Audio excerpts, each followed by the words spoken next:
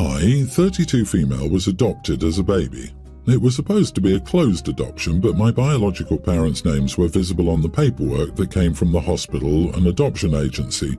I was able to track down my bio mom about 10 years ago. We exchanged a few emails and talked on the phone, and she sent me photos of my bio siblings who were not placed for adoption. I expressed interest in meeting my bio siblings, and my bio mom said she was sure they'd like to meet me also, but she needed time to break the news of my existence to them because she felt a certain way about having kept it a secret for 20 plus years. As I said, that was 10 years ago.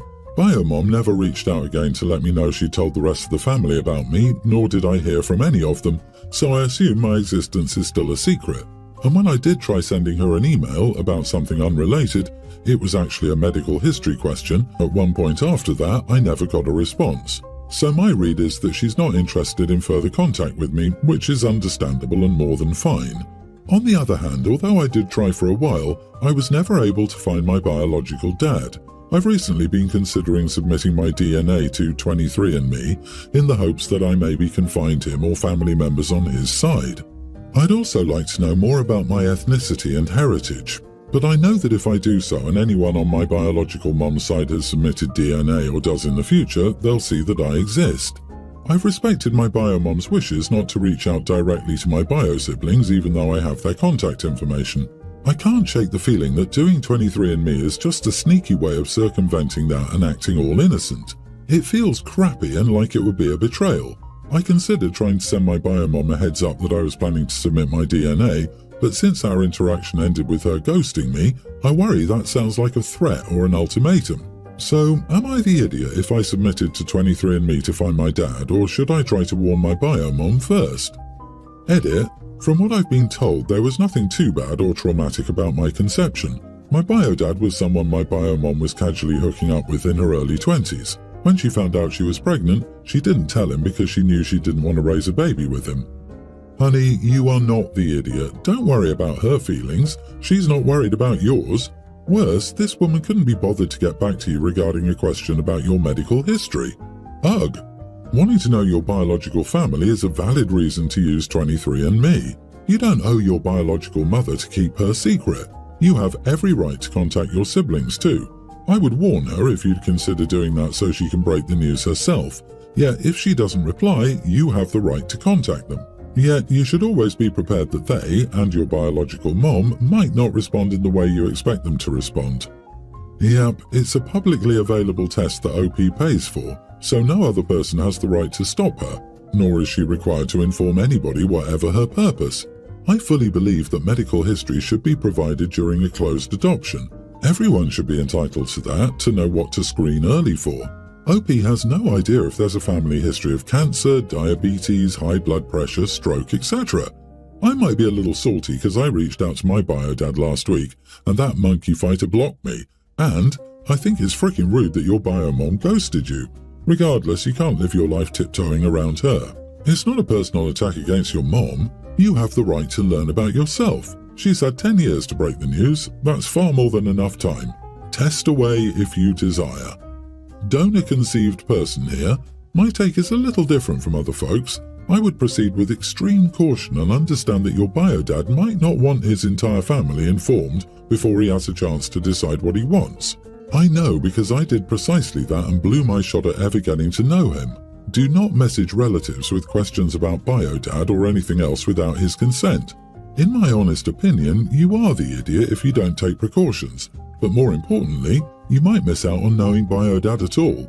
I wish you luck finding your bio dad, but be aware he may not want to know you. I, 23 female, will keep it short. My new sister-in-law is extremely rude, 25. She will straight up ignore you if you try to talk to her. She's never engaged with the group and is always on her phone. One-word answers are very common, eye rolls and so on. This has been brought up multiple times to both of them, and the reason she gives is that she's an introvert. I'm also an introvert, and I know that means I get my battery charged by myself and not in group settings. It doesn't mean introverts don't know how to interact with people or be polite. We were having dinner for the youngest 21st birthday. After the food, everyone was mingling. My mom tried to talk to her but got a cold shoulder. While she was on her phone, I asked if she wanted a take-home box for some cake. I was asking everyone this. She ignored me. I asked again and she told me she was an introvert, leave her alone. I snapped and told her I didn't realise being an introvert makes you a rude witch. She looked shocked and my brother called me a jerk for this. We had an argument and then left. The family agrees she is rude, but I shouldn't have said that. My sister asked why we invited her to family events because she always acts like that. Am I the idiot? Not the idiot. Nope, she's just a straight-up idiot. Being an introvert isn't an excuse to act like this. The way to go about this is to feed into it. Don't talk to her. Ever. Offer her nothing. When someone says, go get everyone, make it everyone but her. Never acknowledge her or speak with her. Give her nothing. Invite her to nothing, and don't remind her or call her over for anything. Ever. When she speaks, don't even acknowledge her. When she complains, throw her attitude back at her. But you're an introvert, so obviously you don't exist and can't be bothered. That's not my problem. Then I roll right back at her and go back to ignoring her. LOL, I love this. It's not even petty. Why burden someone with the hardship of hanging out with family? If she doesn't want it, don't include her. She'll either be happy or realise she's being stupid for no reason. Either way, it's a win-win situation. Yeah, what a miserable person she is. I'm an introvert and I have awful anxiety. Sometimes I cry from relief because I walked into the door of stop inviting her. I, 25 male, have been married to Ella, 25 female, for 2 years now. Ella is very close to her dad Steve and so are Ella's 3 older siblings. I'm also very close to Steve and I have a better relationship with him than with my family. We spend a lot of time with Steve, Ella's 3 siblings and their partners. It's nice. When we met, I knew Ella loved being close to her family and liked living near them. I find it great too, since we always have family close by and it's a loving and supportive family, not just people who want you when they want something from you. Steve lost his wife, aka my late mother-in-law, when Ella was only a baby. They married and had kids at a young age, and Steve was a widower by age 25. He devoted the next 18 years to raising his kids and making all 5 of their lives, the kids and his own, as good as it could be. He's never dated or sought another romantic relationship and has no interest in one. He still adores his late wife and doesn't feel he could ever look at someone else and want them romantically. This is something that Steve's sister has been against, upset by, and very opinionated on. Over the years, Steve's sister has told him he needs to move on and has thrown women his way in the hopes he would find someone and open himself up to falling in love. She tried telling Steve he would end up alone and miserable once the kids moved out, that he wouldn't have anyone around him. She tried to convince him he was dying for a woman and romance and an adult of a similar age to him to spend his life with. From what Steve has told me, she's been pretty annoying about it. Which gets me to the conflict. We celebrated Steve's birthday a little later than planned, last weekend to be exact, because life got in the way.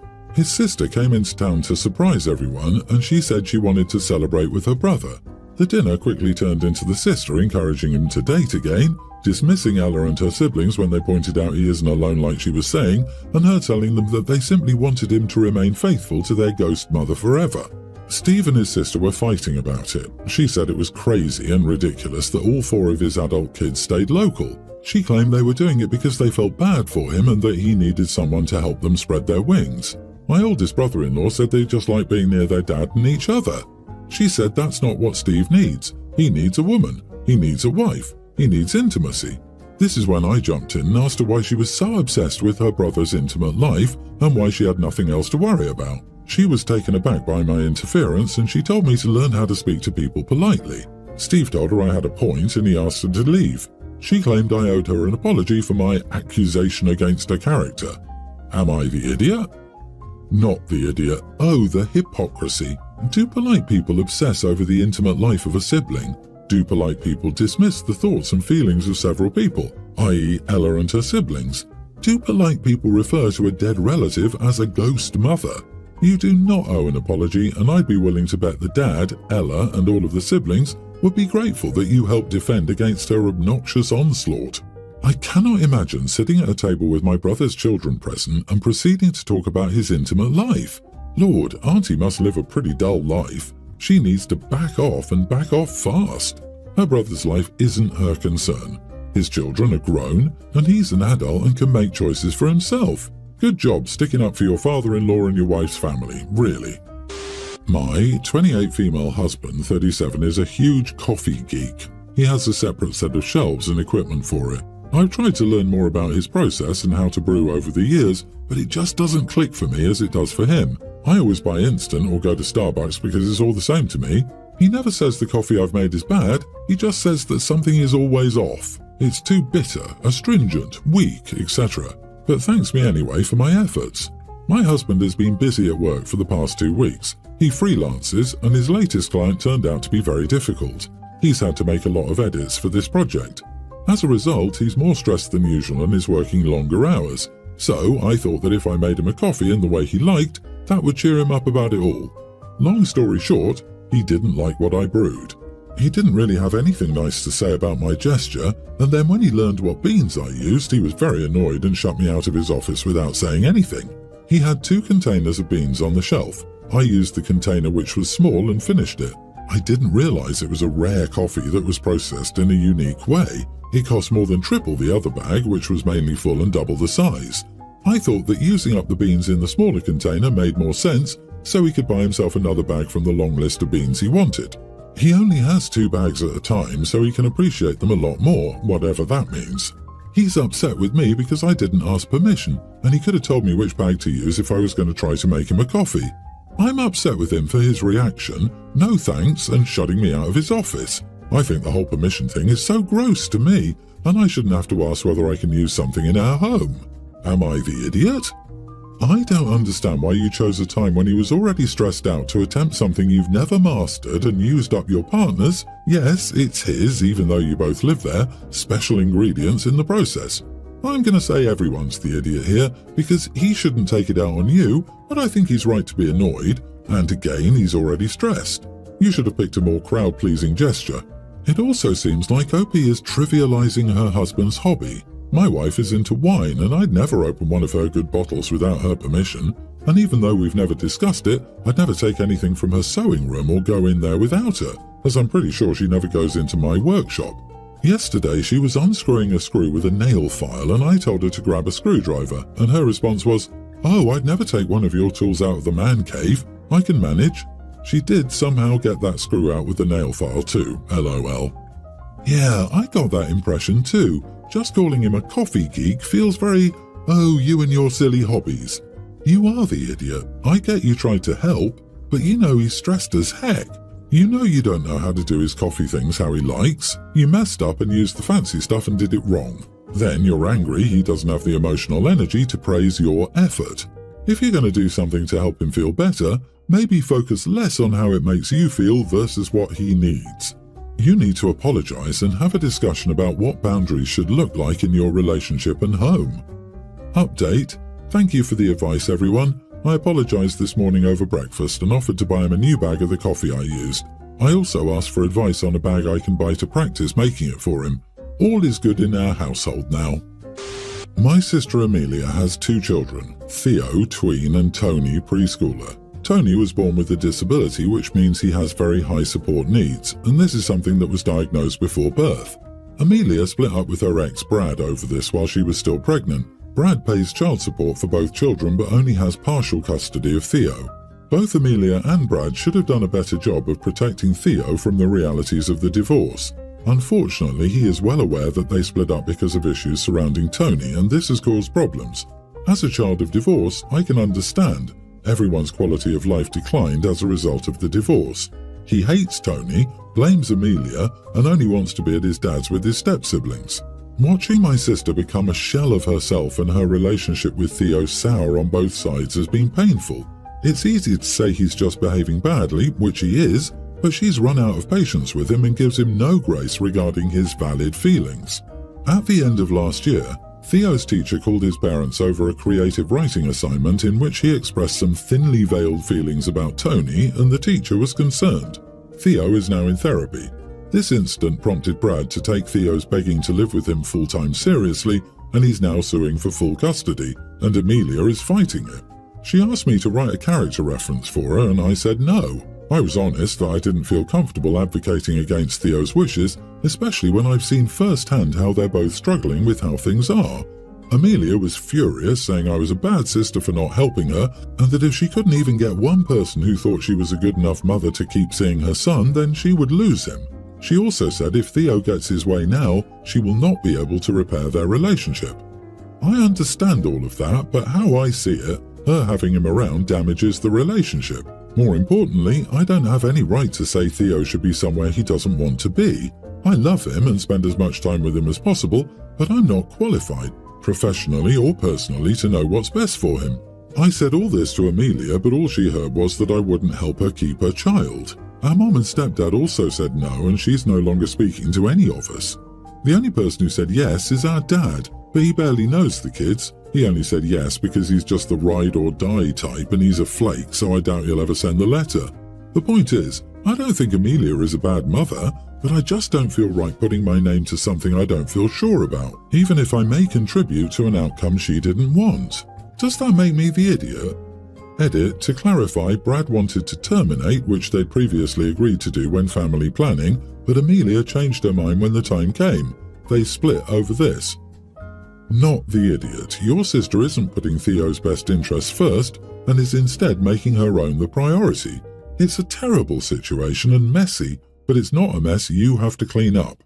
It's not right for her to try to guilt you into this. It's awful that she's losing her child like this, but if nobody would write that letter for her, it's kind of telling that it's the right choice for Theo. You did your best in an impossible situation. Your sister is hurt, but that's not actually on you. So, is it in the best interest of the child to give full-time custody to the parent who already abandoned, custody-wise, one child? He left her to parent their disabled child, didn't help at all, and as a result had the more appealing home and now wants to cherry-pick the healthy one. It's parental alienation, just in an indirect way. It's not parent alienation. Some people cannot cope with disabilities, and having a disabled child is hard work, and having a child you resent is not healthy. He would have been a bad father to Tony because he didn't want him. It sounds like Amelia went ahead with the pregnancy because that is what she wanted, and she didn't consider her husband or her other child. That's just selfish, and now she's reaping what she sowed. The thing is, Amelia neglected Theo for Tony. Obviously he wants to stay with the parent he sees as prioritizing him.